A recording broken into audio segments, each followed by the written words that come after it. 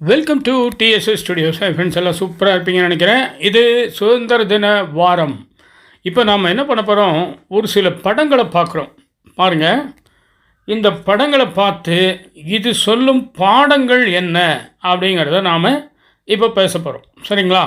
நல்லா பார்த்துக்கோங்க, இந்த படங்களை பாருங்கள். அப்புறம் ஒவ்வொரு படமாக அது என்ன சொல்லுதுன்னு பார்ப்போம். இங்கே பாருங்கள், ஒரு 3 நபர்கள், மொத்தமே 2 காலும் 2 கையும் தான் இருக்குது 3 பேருக்கும் சேர்த்து. ஆனால் அவங்க 3 பேரும் மெல்ல நகர்ற அளவுக்கு இருக்காங்க. பார்த்தீங்களா? என்ன காரணம்? ஒற்றுமையாக இருக்காங்க, ஒருத்தர் ஒருத்தர் புரிஞ்சுக்கிட்டு இருக்காங்க, அன்பின் மகத்துவம் தெரிஞ்சவங்க. அப்போ நாமளும் அப்படி இருந்தால் தாராளமாக முன்னேறலாம், இல்லைங்களா? இதை பாருங்கள், ஒருத்தர் முதுகில் ஆக்சிஜனை கட்டிக்கிட்டு அலைகிறார்.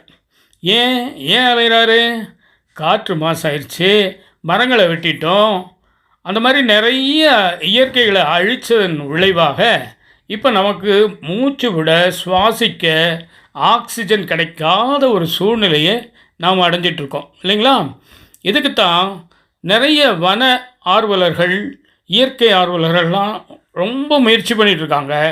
அதுக்கு நாம் கை கொடுப்போம். அதில் கலங்கல் கிரீன் ஃபவுண்டேஷன் அதில் முக்கியமான ஒரு நபர். சரிங்களா?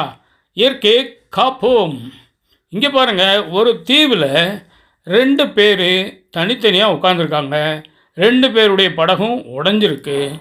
ஆனாலும் அந்த இடத்துலையும் போய் இது ஏன் இடம், இது உன் இடம் அப்படின்னு பிரிஞ்சு தனித்தனியாக உட்காந்துருக்காங்க. பாருங்கள், ஏற்கனவே அது ஒரு தீவு, அதில் இவங்க ஒரு தனித்தீவாக இருக்காங்க. இப்படி இல்லாமல் அந்த 2 படகையும் சேர்த்து மொத்த மரக்கட்டைகளையும் பயன்படுத்தினா ஒரு புது படகை உண்டாக்கிடலாம். 2 பேருமே பயணித்து அவங்கவுங்க இடத்துக்கு போயிடலாம், இல்லைங்களா? இதுதான் நாம் செய்கிற தப்பு. நீயா நானா அப்படிங்கிற நிகழ்ச்சி நல்லாயிருக்கும், ஆனால் நீயா நானாங்கிற போட்டி வாழ்க்கையில் வந்தால் இதாங்க நிலைமை. நல்ல கவனமாக இருங்க.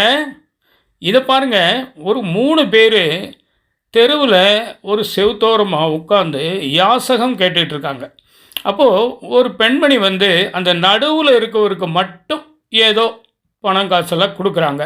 ஏன் கொடுக்குறாங்கன்னு பார்த்தீங்களா?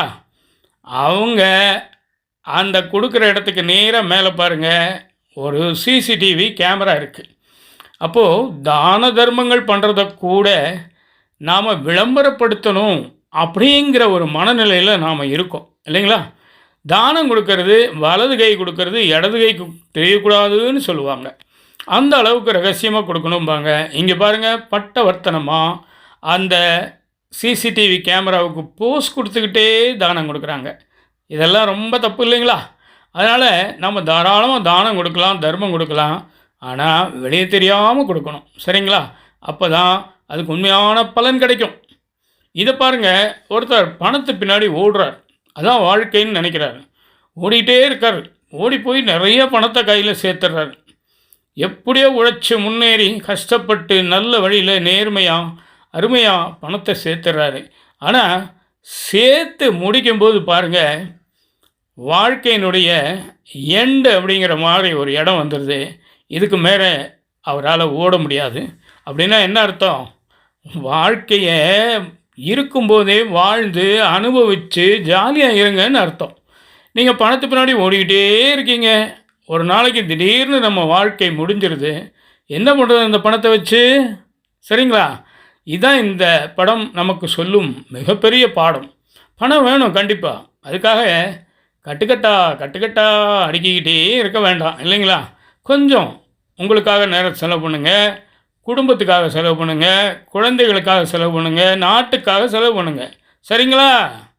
இதை பாருங்கள், 2 பக்கமும் அடுக்குமாடி வீடுகள். எல்லா பால்கனியிலிருந்தும் ஒவ்வொருத்தர் எட்டி பார்த்துட்ருக்காங்க. எப்படி பார்க்குறாங்க? கோடிக்கணக்கான விலை கொடுத்து வாங்கின அவங்களுடைய அந்த அப்பார்ட்மெண்ட் வீட்டை விட 2க்கு நடுவில் இருக்க ஒரு சின்ன ஓட்டு வீடு மாதிரி இருக்குது, குடிசை வீடு மாதிரி இருக்குது, எளிமையான வீடு, அதான்னு பார்க்குறாங்க. என்ன காரணம்? இவங்க வீட்டுக்குள்ளே கோடிகள் கொட்டி கொடுத்தாலும் வெளிச்சம் வராது, காற்று வராது, எப்படியோ ஜெயிலில் போட்ட மாதிரி இருக்கும். ஆனால் அந்த பக்கத்தில் இருக்கவர் பாருங்கள், வெட்ட வெளியில் சின்ன வீட்டில் சுற்றி வர செடி கொடி மரங்களோடு வாழ்ந்துட்டுருக்காரு. சரிங்களா? இதுதான் இந்த படங்கள் சொல்லும் பாடம். இதை கேட்டு நடந்தால் நமக்கு நிச்சயமாக வாழ்க்கை நல்லாயிருக்கும், மகிழ்ச்சியாக இருக்கும். முயற்சி பண்ணி பாருங்கள். சரிங்களா? இதான் இன்றைக்கி விஷயம். நிச்சயமாக இந்த விஷயம் உங்களுக்கு பிடிச்சிருக்கும்னு நம்புகிறேன். உங்கள் கருத்துக்களை எதிர்பார்க்குறேன். மீண்டும் அடுத்த எபிசோடில் சந்திப்போமா? அதுவரை உங்களிடமிருந்து விடைபெறுவது உங்கள் அன்பன் டி. சண்முக சுந்தரம், போத்தனூர், கோயம்புத்தூர். நன்றி, வணக்கம்.